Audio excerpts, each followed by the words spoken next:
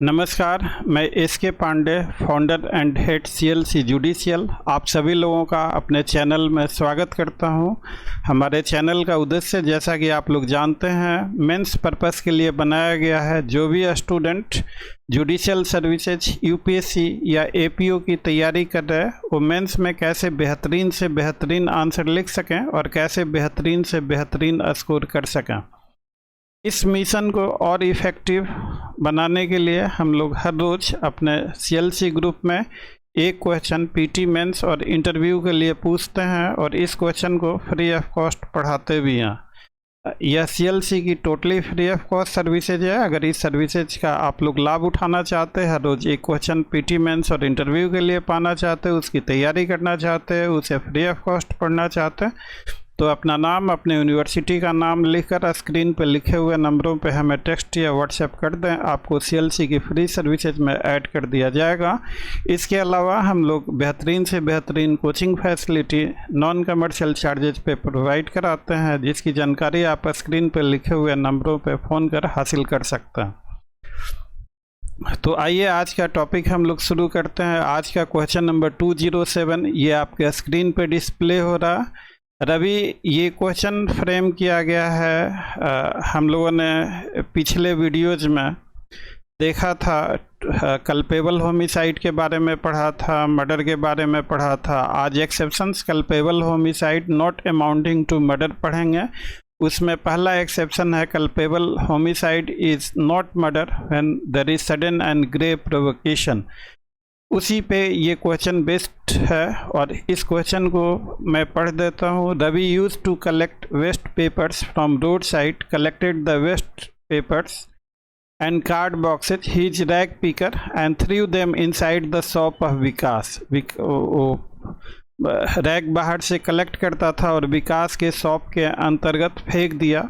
इससे विकास काफ़ी ज़्यादा गुस्से में हो गया और चिल्लाया कि why do you do this every day, रोज तुम क्यों ऐसा करते हो। और रवि को पुल्ड हिज हेयर, उसका बाल खींचा, रवि ने उसे पुश कर दिया। तो इससे विकास काफ़ी ज़्यादा इन्फ्यूरिएटेड हो गया। वो एक चाकू लेके आया जो कि दुकान में उसके टेबल पे रखा हुआ था और रवि को मार दिया वहीं। और पूछा जा रहा है करेक्ट ऑप्शन, तो इसमें जो आंसर है, Vikas is guilty under section 304। इसको विकास को ही shall be given benefit of sudden and grave provocation, ये केस लॉ पे बेस्ड है।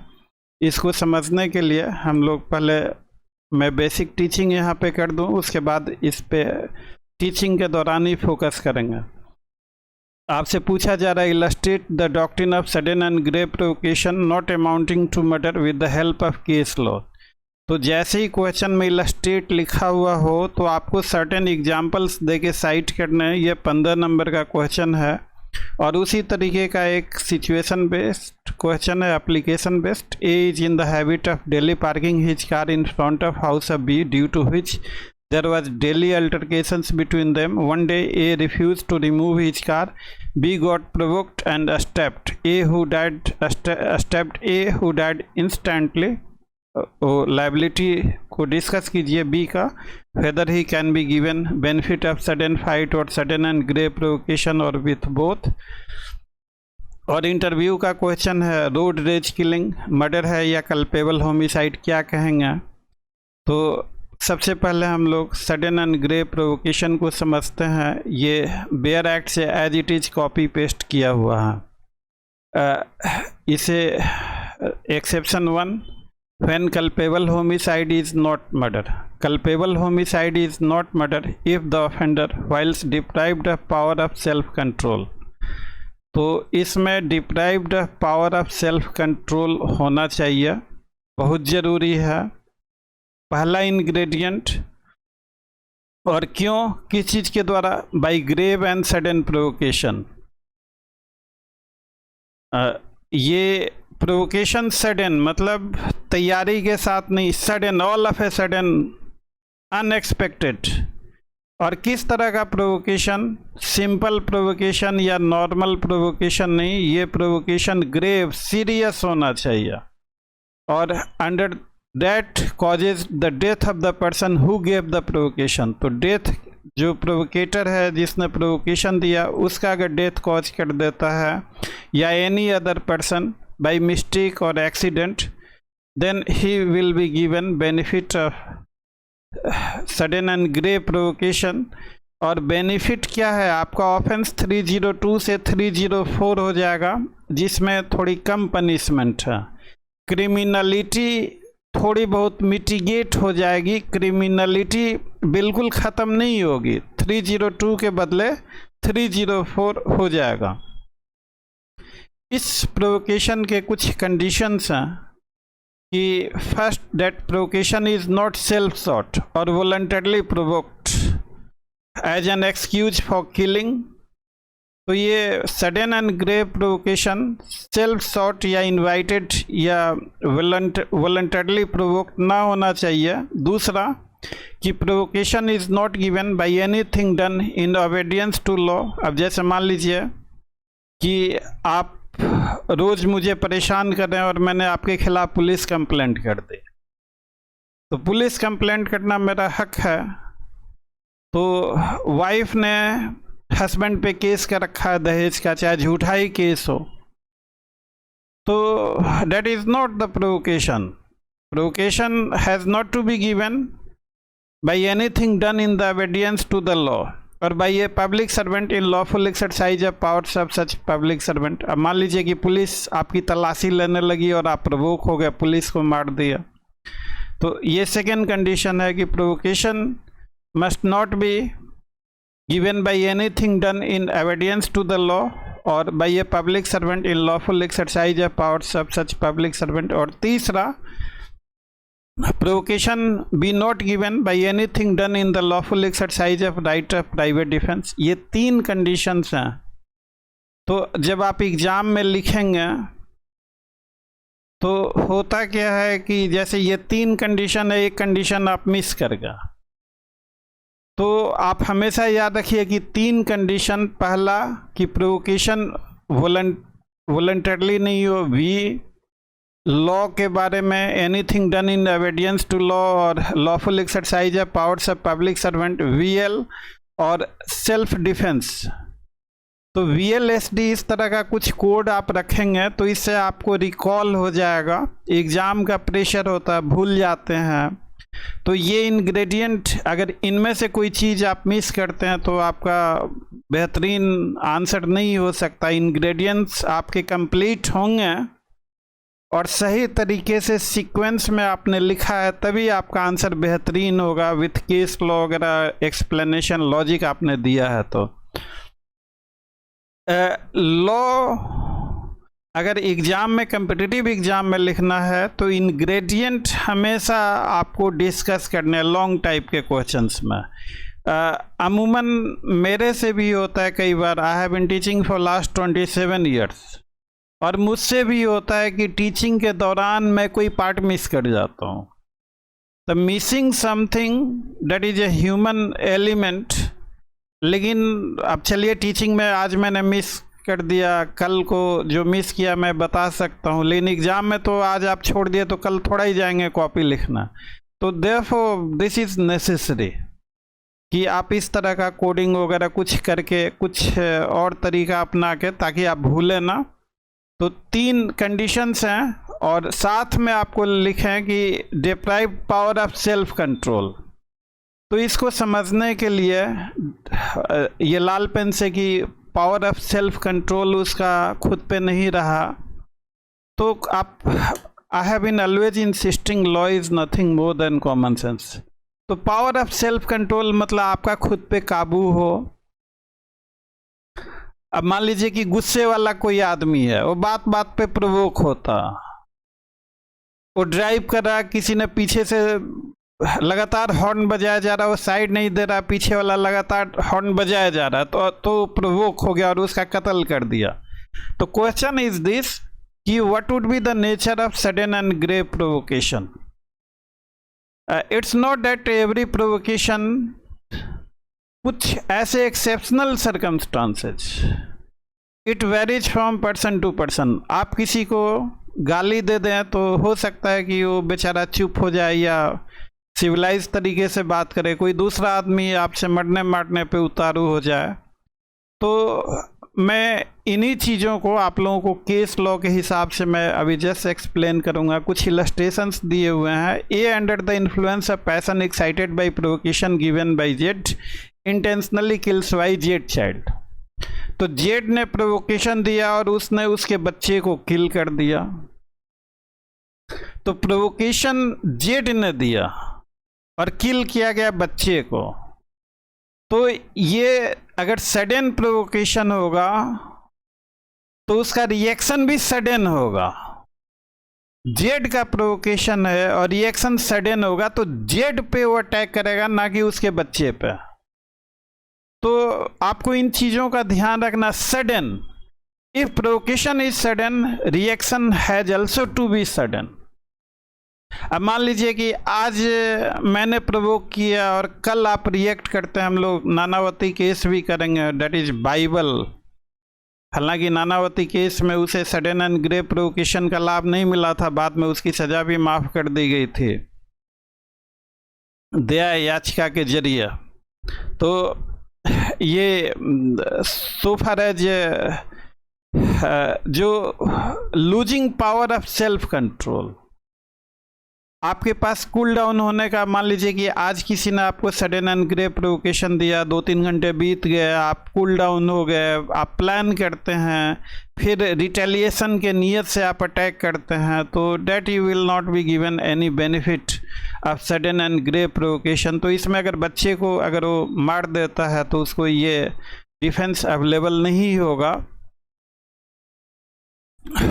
दूसरा है Y gives grave and sudden provocation to A, on this provocation fires a pistol at Y, neither intending not knowing himself to be likely to kill Z who is near him but out of sight. A kills Z here, A has not committed murder but merely culpable homicide. चूंकि Z को kill करने का इरादा नहीं था और ये ingredient में causes death of the person who gave the provocation or causes death of any other person by mistake or accident। तो इलस्ट्रेशन भी दूसरे में कवर होगा। तीसरा है कि A is lawfully arrested by J a bailiff, A is excited। तो इसमें सडन एंड ग्रेव प्रोवोकेशन का एडवांटेज नहीं मिलेगा। इसमें आप देखेंगे जो क्लॉज सेकेंड है कि provocation is not given by anything done in obedience to the law और by a public servant in lawful exercise of powers of such public servant. तो तीसरा में लाभ नहीं मिलेगा। D, A appears as a witness before Jet, a magistrate. Jet says that he does not believe a word of a deposition and that A has perjured himself. A is moved to sudden passion by these words and kills Jet. This is murder। तो ये भी anything done in obedience to the law, provocation का लाभ नहीं मिलेगा यहाँ पे। E है, A attempts to pull Jet's nose, Jet in exercise of right of private defense lays hold of A to prevent him from doing so. A is moved to sudden and violent passion in consequence and kills Jet. This is murder। क्योंकि anything done into the right of exercise of private defense तो sudden and grave provocation की category में नहीं आएगा। Finally, J strikes B. B by this provocation excited to violent rage, A by a standard intending to take advantage of B rage and to cause him to kill Jet, puts a knife into B's hand for that purpose. B kills Jet with knife। Here B may have committed only culpable homicide, चूँकि provocation मिला, लेकिन A जो है उसने A is guilty of murder, चूँकि उसने situation का फ़ायदा उठाया इसलिए। तो आइए इंग्रेडिएंट्स की बात करते हैं। प्रोवोकेशन पहला, provocation has to be both grave and sudden. तो ग्रेव एंड सडन ये एक्सेप्शनल सर्कमस्टांस है और प्रोवोकेशन के कारण रीजनेबल मैन अपना power of self control lose कर दे, ये दूसरा ground. Act of killing must have been done when accused was deprived. During continuance of power of self control accused का एक्ट होना चाहिए था। अगर एक्यूज ने सेल्फ कंट्रोल रीगेन कर लिया तो doctrine of sudden and grave provocation का लाभ नहीं मिलेगा। और the offender must not have reflected, deliberated और कूल्ड बिटवीन, ये डिस्कस किया ही था हमने। The offender must have cause death of the person who gave the provocation and not that of other. तो ये 5 इंग्रेडिएंट हैं। प्रोवोकेशन जो है एक्सटर्नल स्टिमुलस है which can result into loss of self control, और सच प्रोवोकेशन एंड रिजल्टिंग एक्शन, ये major जब भी होगा तो इसका कोई लॉ नहीं हो सकता, सराउंडिंग सर्कमस्टांसेस से ही मेजर किया जाएगा। और ये जो गुस्से वाला आदमी उसको नहीं मिलेगा। इसमें कुछ केसेज हमने लिखे हैं। एक्यूज अपनी वाइफ को किसी लवर के कंपनी में देखता है और उसका मर्डर कर देता है। He must be held to have acted under, क्योंकि इस तरह की चीज़ें कोई भी रीजनेबल मैन भी प्रवोक हो सकता है ऐसी चीज़ों पे। तो फट्टा वर्सेज इम्पेरर का केस है। दूसरा केस है Chetram versus Union of India. तो यहाँ पे वाइफ ने refuse to cook the evening meals, शाम का खाना बनाने से मना कर दिया और धमकी दिया कि घर छोड़ देगी। और हस्बैंड ने जब उसे मनाने की कोशिश की तो उसने उसके सीने में लात मारी और कहा कि वो अपनी सिस्टर के साथ जाके इंटरकोर्स करे और उसी के साथ रहे। इस बात पे हस्बैंड को गुस्सा आया, उसने एक ईंट मार दी और उसकी डेथ हो गई। तो it was held to be a case of sudden and grave provocation. ये केस केएम नानावती का केस हेड लॉ स्कूल में पढ़ाया जाता और एग्ज़ाम में इससे क्वेश्चन ज़रूर होते हैं, चाहे किसी भी लेवल के एग्ज़ाम को आप दें। इस केस का फैक्ट ये था कि जो नानावती एक ऑफिसर था इंडियन नेवी में, उसका कोई फ्रेंड प्रेम आहूजा बिजनेसमैन था, फ्रेंड था, घर आना जाना हुआ। उसकी वाइफ सिल्विया से उसकी दोस्ती हो गई। एक दिन उसकी वाइफ ने नानावती से कन्फेस किया कि उसका एक्स्ट्रा मैरिटल अफेयर सिल्विया के साथ चल रहा। एक्यूज को इस पे काफ़ी गुस्सा आया। उसने बहाने से अपनी वाइफ और चिल्ड्रन को सिनेमा हॉल लेके गया, मूवी दिखाने के बहाने। उनको मूवी में ही छोड़ के वो आया, अपने ऑफिस गया, वहाँ से रिवॉल्वर लिया, डेक पे आया, फिर उसके प्रेम आहूजा के फ्लैट पे आया और उनके बीच कुछ बातों का एक्सचेंज हुआ। एक्यूज ने, जो नानावती ने, आहूजा को फिल्दी स्वाइन कहा और उससे कहा कि क्या वो उसकी वाइफ से शादी कर लेगा और उसके बच्चों का देखभाल करेगा। तो जिस पे डिसीज ने कहा कि am I suppose to marry every women I sleep with, इस पे वो गुस्सा आया और उसे गोली मार दी, उसका डेथ हो गया। कोर्ट ने इसमें कुछ लाइनें कही। The test of grave and sudden provocation is whether a reasonable man belonging to the same class society place in the same situation whether would be so provoked as to lose his self control. दूसरा court ने कहा कि word and gesture may also under certain circumstances may amount causing grave and sudden provocation. तीसरा कहा कि mental background created by previous act of victim, वो भी देखना चाहिए कि कितना प्रोवोकेशन हुआ कितना नहीं हुआ। और fatal blow must be under the influence of that provocation.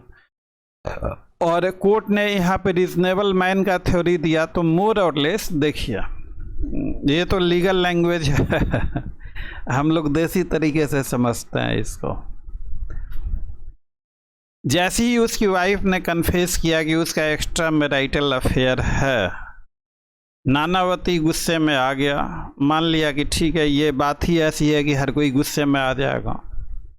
लेकिन उसके बाद बहाने बना के वाइफ और बच्चों को मूवी दिखाने के लिए ले गया। वो लोग मूवी देख रहे हैं, उन्हें मूवी हॉल में ही छोड़ के अपने ऑफिस आता है। तो उसकी मेंटल फैकल्टी काम कर रही है, वो पूरी प्लानिंग के साथ गया, वहाँ पिस्टल लेके गया। ये केस ज्यूरी ट्रायल का आखिरी केस है इंडिया में।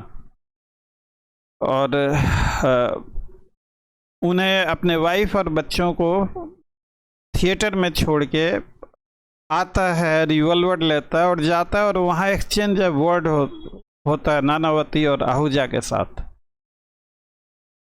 उसने फिल्दी स्वाइन कहा, उसे कहा कि क्या तुम मेरी वाइफ से शादी करोगे, बच्चों का देखभाल करोगे। आहूजा ने भी अटपटा सा जवाब दिया उसको, जो कि लिखा हुआ है am I to marry every women I sleep with.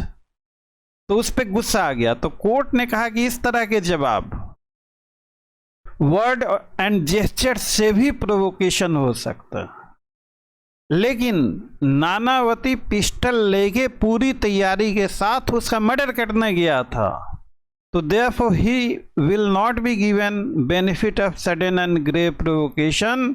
Number 1, number 2, उसकी मेंटल फैकल्टी पूरी काम कर रही थी। He was not deprived of power of self control. तो यहाँ पे देखिए deprivation of power of self control, ये इंग्रेडिएंट में लाल पेन से अंडरलाइन किया है। तो जब भी आप लिखें तो deprived of the power of self control, exam में क्या होता है कि ये एक आध वर्ड मिस हो जाता है, और ये एक आध वर्ड मिस हो जाने के कारण अच्छे नंबर नहीं आ पाते हैं। तो अगर आपको बेहतरीन आंसर लिखना है तो ये सब क्रूशियल वर्ड है, ये सारे वर्ड मिस नहीं होने चाहिए। तो कोर्ट ने उसे 302 के अंतर्गत गिल्टी हेल्ड किया, सजा हुई उसको। एक और केस है बोंडा देवासु versus state of Andhra Pradesh.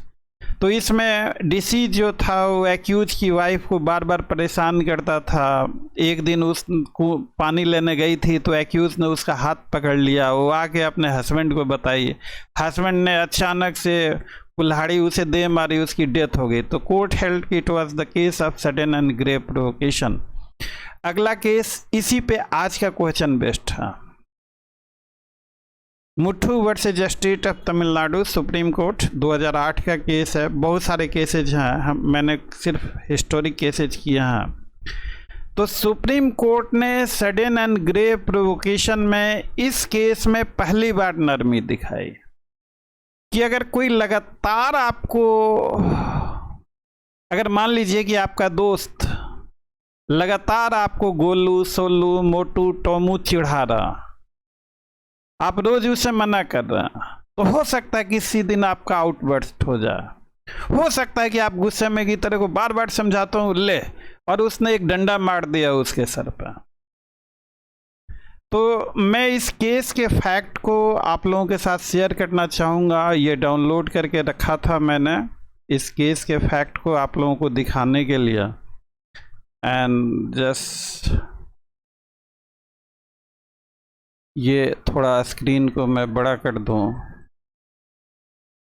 इसमें ये मुट्ठू वर्सेज, कभी कभी जजमेंट हम लोगों को पढ़ना चाहिए, और इस केस में कोर्ट ने यही सारे फैक्ट्स हैं, और इसमें कोर्ट ने सारी चीज़ों, कोर्ट ने कहा कि सडन एंड ग्रेव प्रोवोकेशन का भी इसको लाभ मिलेगा, और कोर्ट ने इसे ये भी कहा कि सडन फाइट का भी इसको लाभ मिलेगा, क्योंकि प्री मेडिटेटेड है। और ये केस काफ़ी इम्पोर्टेंट है, क्योंकि इस केस में अब जैसे मान लीजिए कोई आपका दोस्त रोज आपको चिढ़ाता है, हो सकता है हकीकत में रोज रोज से तंग आके आप किसी दिन परेशान हो गए और कुछ वैसा पावर ऑफ सेल्फ कंट्रोल आपका लूज हो गया और वैसा कर बैठे। ये रैग पिकर जो था इस केस में, जो मुट्ठू एक्यूज का नाम था और रैग पिकर का नाम था शिवा, वो हर रोज उसकी दुकान के अंदर कूड़ा फेंक देता था। वो पिछले कई बारों से उसे समझा रहा था कि मत फेंको, वो रोज फेंक देता था कूड़ा। तो टेबल पे ही चाकू रखी हुई थी, कोई प्री प्लानिंग नहीं थी। It was sudden burst of passion. और सुप्रीम कोर्ट ने इसको कहा कि ये सडन एंड ग्रेव प्रोवोकेशन का भी लाभ मिल सकता है, और एक्सेप्शन 4 सडन फाइट का भी लाभ मिल सकता है। तो एग्जाम में जब भी आपके क्वेश्चन या इंटरव्यू में होते हैं, तो ये मुट्ठू वर्सेज स्टेट ऑफ तमिलनाडु का केस एक लीडिंग केस है, क्योंकि इस केस से पहले there was no hope and scope resulting into sudden and grave provocation out of a small issues. अब मान लीजिए थोड़ी देर के लिए वो रोज कूड़ा फेंकता था उसके दुकान के अंतर्गत, तो पुलिस में उसकी कंप्लेंट भी कर सकता था, बहुत सारी चीज़ें कर सकता था, लीगल एक्शन भी ले सकता था। ये भी एक आर्गूमेंट का व्यू पॉइंट हो सकता है। लेकिन चूँकि ये जज और मेजर इन सर्कमस्टांसेज और इन हालातों के मद्देनज़र रखा है, हमें नेचुरल रिएक्शन देखना है। नेचुरल रिएक्शन एक ऑर्डिनरी मैन का देखना है। अब मान लीजिए कि गुस्से वाला आदमी है, वो कहीं जा रहा है, उसने सब्जी वाले से कहा कि कैसे दे रहा, उसने थोड़े रेट ज़्यादा बताया, ने कहा कि ज़्यादा फालतू रेट बताता है। सब्जी वाले ने भी कुछ कहा लेना है तो लीजिए ना, नौटंकी मत कीजिए। इन बातों पे उसे गुस्सा आ गया मार। तो क्या ऐसे सिचुएशन में भी सडन एंड ग्रेव प्रोवोकेशन का लाभ मिलेगा? नो। तो Muthu versus state of Tamil Nadu case is relevant कि सडन एंड ग्रेव प्रोवोकेशन का स्कोप इस केस में बड़ा हुआ। मैं ज़्यादा नहीं आप लोगों को कर रहा हूँ, मेरा बस इरादा ये है कि हमारे व्यूअर, सब्सक्राइबर, हमारे स्टूडेंट का एक भी क्वेश्चन मिस ना हो। वो मेंस में बेहतरीन से बेहतरीन आंसर लिख के आए, और मैं आपकी हेल्प असिस्टेंस के लिए I am always available. You can talk to me, you can make a call to me, text me, अगर किसी भी तरह का नीड असिस्टेंस चाहिए। और अगर मेरा ये प्रयास सफल होता तो I would be the most happiest person. इस चैनल का उद्देश्य ही यही है कि आपको रीजनिंग को समझाना। मेंस आंसर राइटिंग पे यूट्यूब पे तो लाखों लोगों के वीडियो जा रहे हैं, लेकिन अब जो लोग कर रहे हैं ठीक है, हम लोगों ने वो भी अच्छा कर रहे हैं। हम लोगों ने भी मेंस पर्पस से स्पेशल बनाया है, तो कम से कम आपको ये जानना होगा कि आप मेंस में क्या लिखेंगे तो आपको कैसे नंबर मिलेंगे, कैसे नंबर नहीं मिलेंगे। तो क्रूशियल वर्ड का मिस नहीं होना चाहिए। और रही बात सडन एंड ग्रेव प्रोवोकेशन, तो देखिए sudden, degree of sudden and grave provocation varies from person to person. कोई गुस्से वाला आदमी, हॉट टेम्पर वाला आदमी है, he is more prone to provocation, और कोई कूल माइंड का आदमी है, he is less prone to provocation. तो सडन एंड ग्रेव प्रोवोकेशन में आप हॉट टेम्पर को लेंगे या कूल टेम्पर को लेंगे? हॉट टेम्पर ये उसकी प्रॉब्लम है, कानून क्यों उसके साथ सिंपैथेटिक होगा? सडन एंड ग्रेव प्रोवोकेशन है कि कोई ऐसे हालात आ गए और उन हालातों में हर ऑर्डिनरी आदमी भी अपना सेल्फ कंट्रोल खो बैठेगा, तो उसमें माफ़ी नहीं दी जा रही है। डिग्री ऑफ क्रिमिनलिटी थोड़ी कम हो जा रही है, क्योंकि उसका पावर ऑफ सेल्फ कंट्रोल कम हो गया, और पावर ऑफ सेल्फ कंट्रोल नहीं रहा। और पावर ऑफ सेल्फ कंट्रोल उसका जब नहीं रहा, तो उस दौरान जो उसका डिग्री ऑफ मेंस लिया है, डिग्री ऑफ इंटेंशन है, वो उसने बगैर सोचे समझे ऐसा एक्ट कर दिया। तो therefore into the interest of justice he is liable to be given some of the concession arising out of the law। अब नानावती के केस में ही देखिए, उसके पास सफिशिएंट पीरियड था, वो कूल डाउन हो गया। कूल डाउन हो गया तभी अपने बीवी को और बच्चों को फिल्म दिखाने ले गया। कूल डाउन नहीं अगर हुआ होता तो इमीडिएटली रिवॉल्वर निकाल के उसके फ्लैट पे जाके गोली मार देता, then he would have been given benefit of sudden and grave provocation.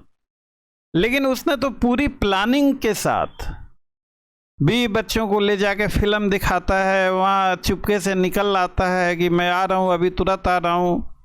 वहाँ से अपने ऑफिस आता है, डेक पे आता है, वहाँ से रिवॉल्वर लेता है और सीधे फ्लैट पे उसके जाता है। तो अगर बगैर रिवॉल्वर के हो गया होता, और जब आहूजा ने उसे कहा कि am I to marry every women to whom I slept with, तो हो सकता था वो सडन एंड ग्रेव प्रोवोकेशन। चूंकि वो पूरी तैयारी के साथ गया था, उसकी मेंटल फैकल्टी काम कर रही थी, इसलिए उसको लाभ नहीं मिला के एम नानावती को। तो के एम नानावती और Muthu versus state of Tamil Nadu, this is the most important case. ये जितने भी cases, culpable homicide not amounting to murder, sudden and grave provocation पे लाखों केसेज होंगे। ये 2-3 केसेज को आप समझ लीजिए, तो ये मानिए कि नटशेल में उन सारे केसेज को आप समझ लिए। एग्जाम में इन्हीं के इर्द गिर्द आपका क्वेश्चन रहता है। अगला केस है state versus Karnataka versus V Raju का। इसमें कोई कारपेंटर ने चीजल से जो है अल्टरकेशन हुआ उसके वाइफ से, वाइफ ने अपने एडल्ट्रस रिलेशनशिप के बारे में बताया, तो उसने गुस्से में मार दिया, उसकी डेथ हो गई। तो इस केस में भी सडन एंड ग्रेव प्रोवोकेशन का लाभ मिला। Ajit Singh versus state of Punjab के केस में कि एक्यूज अपने वाइफ को किसी नेबर के साथ कंप्रोमाइजिंग पोजीशन में पाया तो गोली चला दिया, जिससे दोनों की डेथ हो गई। सुप्रीम कोर्ट ने इसमें भी सडन एंड ग्रेव प्रोवोकेशन का लाभ दिया। तो सडन एंड ग्रेव प्रोवोकेशन से खूब क्वेश्चन पूछे जाते हैं, सिचुएशंस दिए जाते हैं, उसके हिसाब से अब आइए मेंस के आंसर राइटिंग की बात करते हैं। Illustrate the doctrine of sudden and grave provocation. तो आपने इंग्रेडिएंट लिख दिया, केस लॉ लिख दिया और एक दो हाइपोथेटिकल एग्जाम्पल देके, चूंकि इसमें वर्ड इलस्ट्रेट हुआ है तो वो अगर इलस्ट्रेट करेंगे कि किस केस में मिलना चाहिए किस केस में नहीं मिलना चाहिए, तो आपका बेहतरीन आंसर होगा सीक्वेंस में। सेकेंड पार्ट है question, A is in the habit of daily parking his car in front of house of B due to which there was daily altercation between them. One day A refuse to remove his car, तो B got provoked and stabbed. तो देखिए ये जो reaction है, जब उसने refuse किया अपने कार को हटाने को, तो अचानक से सडन एंड ग्रेव प्रोवोकेशन में पहला आप काम कीजिए कि एक्यूज का जो रिएक्शन है वो इंस्टेंट है या डिलेड है। नानावती केस में जो रिएक्शन था वो डिलेड था। इसमें ये बात भी ठीक है कि कार पार्किंग अथॉरिटी के पास भी जा सकता था वहाँ भी, लेकिन given fact into the question कि उसके घर के आगे रास्ता ब्लॉक करके कार पार्क है, उसने हटाने से मना कर दिया। तो दिस में देखिए ऐसे क्वेश्चंस का आप कुछ भी जवाब दें कि मर्डर भी हो सकता, सडन एंड ग्रेव प्रोवोकेशन, आप जो भी जवाब दें, ऐसे क्वेश्चंस आपसे सिर्फ रीजनिंग और लॉजिक एक्सप्लेनेशन के लिए पूछे जाता है। तो इसमें मेरे हिसाब से आपकी रीजनिंग कि he is entitled for benefit of sudden and grave provocation, चूँकि इंस्टेंट फाइट था। आप जो है मुट्ठू वाले केस को साइट कीजिए। मुट्ठू वाले केस में सुप्रीम कोर्ट ने कहा कि ऐसे सिचुएशंस में दोनों सडन एंड ग्रेव प्रोवोकेशन का भी लाभ मिल सकता है, एक्सेप्शन 4 का भी, सडन फाइट का भी लाभ मिल सकता है। तो ऐसे इस तरीके से कीजिए। रोड रेज, तो अगर इंटरव्यू में ये आपसे पूछा जाए तो देखिए रोड रेज, आप ड्राइव कर रहे हैं, पीछे से कोई हॉर्न बजा रहा, आपने साइड नहीं दिया, उसे मौका मिला, आगे निकाला ओवरटेक करके और आपको गोली मार दिया, तो क्या इसमें भी माफ़ी होनी चाहिए? रोड रेज के इतने इंसिडेंट बढ़ रहे हैं डे बाय डे, तो रोड रेज की घटनाएं बढ़ती जा रही हैं।